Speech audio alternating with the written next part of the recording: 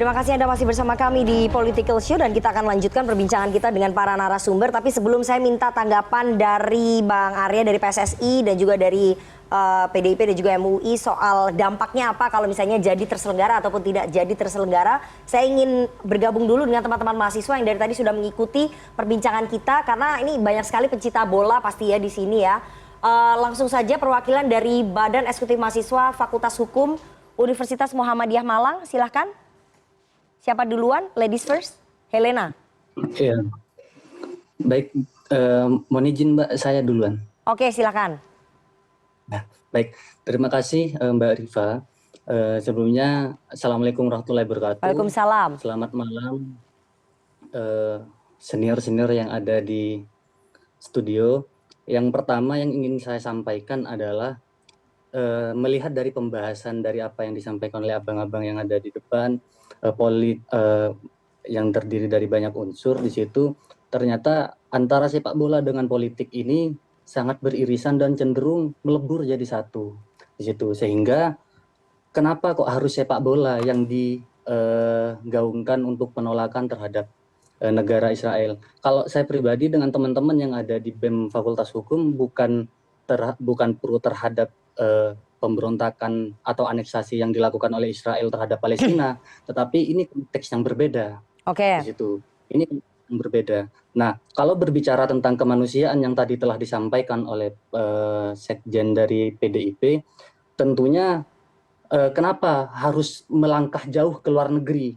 Sedangkan kalau melihat dari kasus Kanjuruhan kemarin itu tidak ada sampai sedetail ini pembahasan tentang kemanusiaan di situ. Seharusnya kalau berbicara tentang kemanusiaan kita melihat di dalam dong dulu. Sehingga baru kita melihat dari apa yang ada di luar nanti untuk mempengaruhi sepak bola yang ada di Indonesia. Baik. Bahkan tadi disebutkan badminton ternyata atlet juga dari Israel hadir di situ. Nah, pertanyaan saya ini apakah sepak bola ini penolakan terhadap satu negara ini apakah memang murni dan urgensinya apa, dampak yang dihadapkan oleh keuntungan Indonesia atau keuntungan Palestina pun terhadap penolakan Israel ini apa, dan apakah kalau saya melihatnya kok malah berbalut di pemilu 2024 ya, kok saya melihatnya seperti itu. Jadi berbalut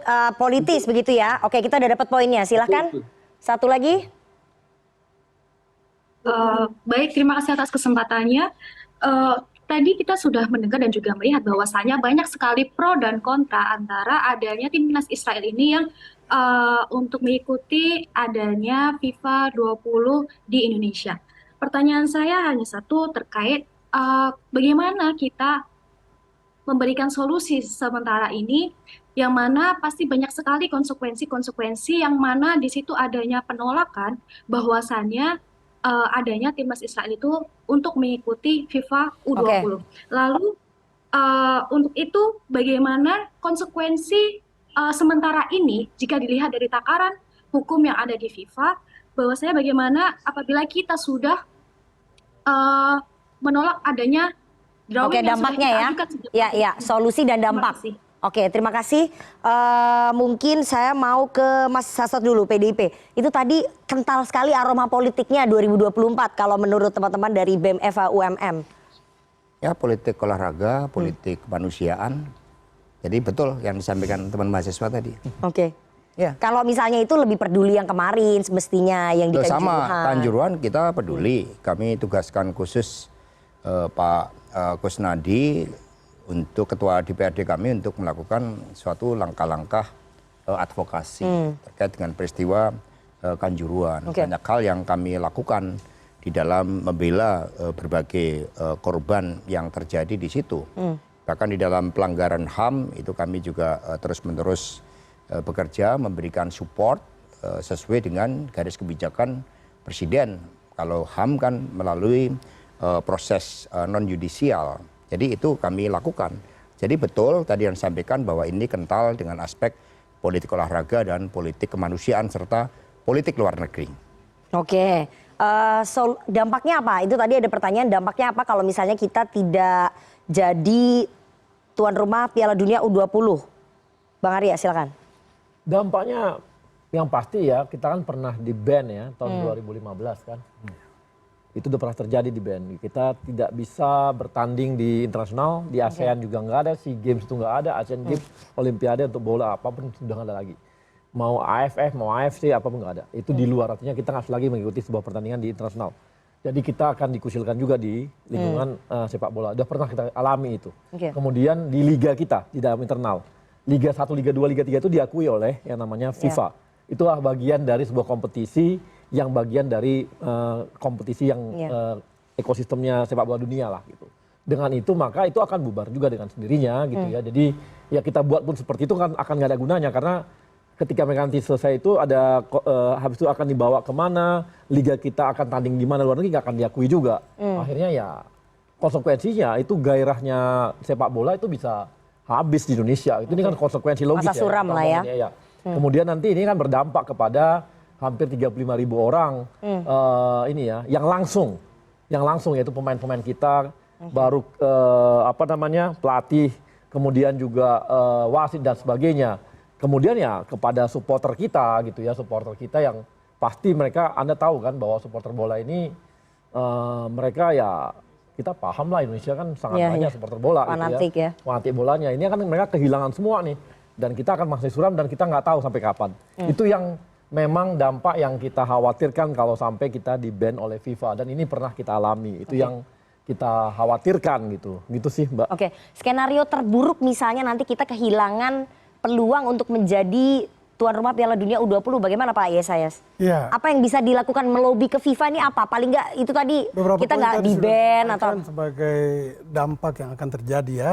Tapi saya melihat dari sisi bolanya, karena kalau pembatalan itu terjadi, itu bukan atas permintaan pemerintah. Itu dulu, harus dipahami dulu. Pembatalan itu datang dari FIFA. Sehingga risiko atau resistensi kita kena hukuman sangat kecil. Bahkan tidak mungkin kita kena ban. Karena keputusan membatalkan Indonesia itu datang dari FIFA. jadi kita nggak akan kena ban? Tidak. Saya sependapat Kecuali dengan Pak pemerintah Yesaya. kita hand up. Baru Itu. kena hukum dari Oh, FIFA. di hand up. Tetapi selama ini pemerintah Kecuali kita pemerintah masih yang hand up. Ya artinya dalam tanda positif masih menjamin kepada FIFA bahwa kami sanggup menjaga keamanan menyelenggarakan Piala Dunia U20. Bahwa pada akhirnya FIFA yang memutuskan memindahkan penyelenggara ke negara lain itu keputusan FIFA. Oh, oke. Sehingga di mana kesalahan kami? Tidak ada dari sisi bolanya. Tetapi dampak politik ekonomi pasti dahsyat. Oke. Nah, itu. Jadi paling nggak itu menghindarkan Indonesia dari sanksi dari ban ya. Jadi menurut saya sangat kecil kemungkinan di ban, bahkan tidak akan di ban. ya jadi menurutkan juga kalau FIFA nya ngambil sikap. Tapi kalau misalnya kita bilang bahwa Kami nggak sanggup. kami nggak sanggup kalau ada Israel, itu kan udah pasti kita yang atau pemerintah mengatakan kami sanggup menyelenggarakan ada Israel. Nah ini kan ini dilemanya. Iya. Ya itu Maju kan mundur dilemanya. kena. Ini dilemanya. Jadi kalau nunggu FIFA ya kita ya kalau FIFA yang buat itu kita happy gitu. Tapi kalau misalnya kita bilang ya kami nggak bisa menyelenggarakan dengan syarat kami siap menyelenggarakan kalau dengan syarat negara Israel ini nggak nggak ada. boleh masuk. Oke. Sementara ketika kita mengajukan sebagai tuan rumah itu bertanggung jawab terhadap seluruh dan tidak boleh menolak siapapun itu gitu. Itu konsekuensi. Artinya dengan semua konsekuensi itu ini kayak sebuah perjanjian aja. Kita sanggup nggak? Kalau nggak sanggup, kalau sanggup berarti Israel hadir. Kalau nggak sanggup berarti Israel nggak hadir. Berarti kan Kita yang hand up. kita yang hand up kan. Oke. Oke. Ya benar nggak bang? Nah itu. Oke, tapi bisa nggak bahwa ini ketua umum PSSI kan punya hubungan baik ya dengan Presiden FIFA, melobi supaya FIFA aja yang mengambil keputusan. Jadi kita terbebas dari sanksi. Itu pernah nggak terjadi pada negara lain mungkin? Kalau lobby sih bisa saja, semua kan segala sesuatu bisa dilobi, bisa. Tapi kan keputusannya pasti ada di FIFA. Ketika kemudian FIFA menyatakan kalau tuan rumah 24 negara tanpa terkecuali. Gitu kan. Terus yang hands up pasti Indonesia dong. Kan Pak Hasso tadi udah bilang pokoknya kalau ada Israel nggak jadi. Kita nggak jadi tuan rumah. Ya kan berarti kita yang menyerah untuk itu kan. Nah potensinya adalah kita bukan cuma di ban, bisa jadi kita dicoret dari keanggotaannya di FIFA. Tinggal diplomasinya. Nah itu. Tinggal diplomasi kan seperti ini. Kita kan juga bisa katakan kepada FIFA, kita ini berjuang di dalam penolakan Israel. Kita juga menggunakan statuta dari FIFA. kita menggunakan studi empiris dari FIFA ketika menolak Rusia dengan alasan kemanusiaan. Mengapa itu tidak diperlakukan di sini? Sehingga kita tidak akan di-ban, apalagi sekali lagi PDI Perjuangan percaya pada kemampuan Bapak Presiden Jokowi untuk mencari. Tapi kan permasalahannya Pak, permasalahannya nih di depan Jalannya kita lobby di FIFA bisa. jalannya lobby ke FIFA itu kita adakan, ini kan seperti nyakitin FIFA, udah mepet baru mau ngomong loh, gitu kan? Ada jalan nanti. Iya, Hanya Pak Arya nggak mau cerita saja. Iya, tapi karena kan mau menjadi ya elemen of moga-moga surprise. Pak. Tapi kan kemudian akan kalau kemudian kan kita nggak tahu kun payakunnya kemana gitu kan. FIFA ini kalau kemudian yang terburuk adalah kita dibatalkan jadi tuan rumah, artinya PDI punya resiko. Iya kan, resiko dari masyarakat sepak bola Indonesia, dan itu pastinya ya mau nggak mau ya harus diterima resiko itu kan. Maksudnya apa nih? Saya misalnya, itu iya betul resiko. Pak. Saya misalnya nih, Iya. saya menyayangkan Pak Ganjar bicara soal bench ini, gitu. Kenapa saya menyayangkan? Kalau seandainya ternyata kita benar-benar tidak gagal, Pak Ganjar turun loh elektabilitasnya untuk masyarakat sepak bola ya. Itu kalau kami berkalkulasi secara politik. Iya, kami itu- akan bersikap nanti elektoral kami naik atau tidak. Ini berdasarkan yang fundamental, dan kemudian kami juga survei sentimen negatif, ini yang dilakukan bukan kami, oleh Saiful Mujani Research Consulting. Ini ada surveinya? Ada surveinya pada bulan Mei kemarin, pada bulan Februari maaf, itu yang resisten Februari terhadap 2023? Israel, 2023. Oke. Yang resisten terhadap Israel itu ada 67%. Belum tindak kekerasan yang terjadi akhir-akhir ini ketika rumah sakit saja dibom. Jadi kami juga mendengarkan aspirasi rakyat. Olahraga juga harus mendengarkan persepsi yang juga berkembang di publik. Resistensi 67% maaf terhadap Israel. Nah, sehingga ini juga harus kita lihat bahwa politik mengandung konsekuensi, ya sebagai partai kami harus kokoh ketika hal yang menyangkut dengan yang fundamental. Dan kita juga ingin menyuarakan atas nama kemanusiaan ini, atas nama kepentingan bersama, dan mendorong perdamaian di Timur Tengah agar FIFA juga membuka ruang ini. Membuka ruang bagi konsistensi juga dari FIFA yang nge-ban Rusia agar diperlakukan yang sama terhadap Israel. Sehingga kita enak, bayangkan kalau FIFA mengambil keputusan Israel aja yang dicoret, kita kan gembira, pesta pora menyambut FIFA. FIFA jadi pahlawan di Tapi Indonesia. itu mungkin nggak kayak gitu Tidak tuh? mungkin, Tidak dalam mungkin. sejarahnya tidak Jadi mungkin. gini loh, misalnya gini lah. Ada kita pertandingan di Israel nih, atau bukan di Israel deh, di mana gitu. Baru tiba-tiba dibilang, kami nggak suka sama Indonesia. Indonesia lolos nih kualifikasi, coret tuh Indonesia. Ya nggak dikasih pasti. Ada satu poin lagi Mbak, dari sisi FIFA dan sepak bola itu. FIFA itu punya filosofi yang tidak boleh diganggu, yaitu friendship, respect, sportivitas, dan fair play. Jangan sampai diusik 4 poin ini. Tidak boleh. Dia sangat kuat. Kalau respect terhadap kejahatan kemanusiaan, bagaimana menjelaskannya? Ini dari sisi bolanya Bang. Iya. Kalau dari bola cocok, Pak. Kita respect. Itu dalam dari sisi arti bola. misalnya, dalam sebuah pertandingan. Abang mentekel saya dengan keras, abang datang angkat saya, nah, itu respect. Iya. Bicara sepak bola Bang. Iya. Tadi saya mengawali, saya tidak mau campur aduk politik. Saya menghindari itu Bang. Menghindari itu. Itu kira-kira. Jadi di sepak bola itu, filosofi itu yang dijaga betul oleh FIFA. Oke. Gitu. Tapi dalam banyak sisi, FIFA juga mempersatukan konflik negara yang berkonflik lewat sepak bola. Contohnya Inggris, Argentina dengan Inggris, perang Malvinas. Lewat sepak bola Korea Utara, Korea Selatan. Lewat sepak bola Iran, Irak yang bertarung kemarin main itu di Piala Asia. Dan Irannya kalah, Iraknya lolos ke Piala Dunia gitu kan. Jadi ini maksudnya berharap nanti Israel dan Palestina bisa bermain. Saya malah tadinya berpikir ada hikmah di Indonesia kalau kemungkinan kemarin Palestina tuh lolos. Sayang Palestina nggak lolos. Kalau Palestina lolos kemudian dibagi grup, Indonesia satu grup nih, Indonesia, Palestina, Israel, Amerika Serikat. Wow, itu luar biasa. Orang semua akan memperhatikan Indonesia. Oke, itu harapan. Dan penuh itu. Iya, itu namanya diplomasi bola. Diplomasi bola untuk kedamaian gitu. Oke, itu harapan. Tapi yang pasti gini, saya mau beritahu juga. Jadi kan hari ini kita di sini kan rame kenapa coba? Karena pemberitaan. Enggak, bukan karena pemberitaan. Apa? Karena publiknya ternyata supporter sepak bola itu semua bergerak. Ya posisi publik terbelah lah. Bukan, aku nggak mau ngomong terbelah. Bahwa semua supporter bola itu semua tergerak.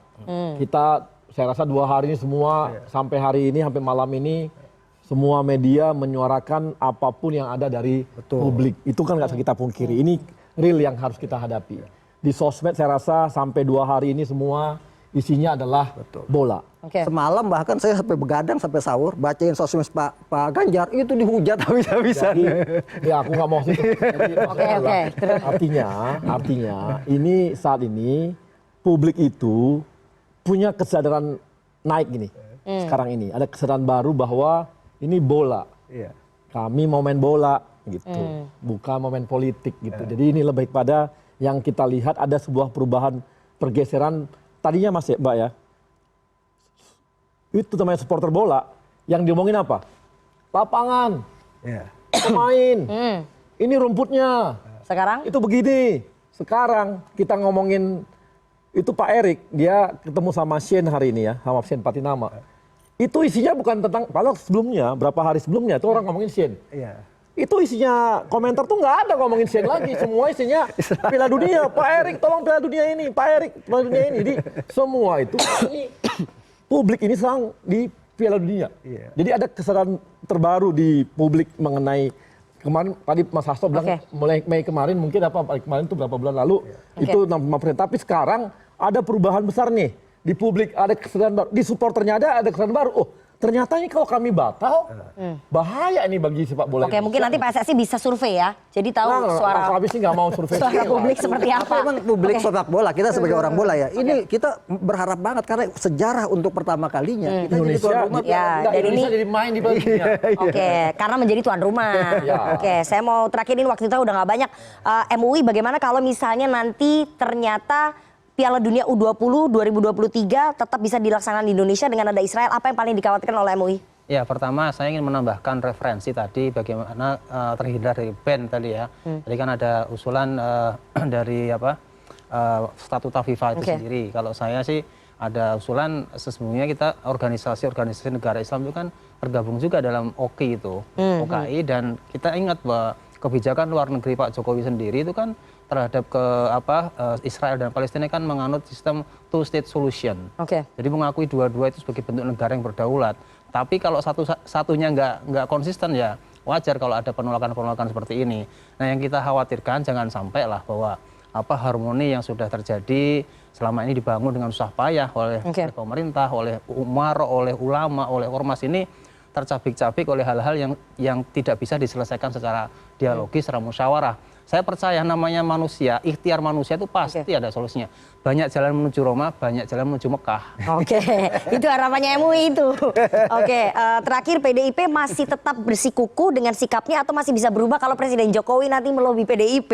Ya, dari MUI tadi kan sudah memberikan suatu landasan yang sangat jelas penuh dengan nuansa religiositas terhadap solusi di Timur Tengah atas konflik Israel dan Palestina. Sikap PDI Perjuangan tetap.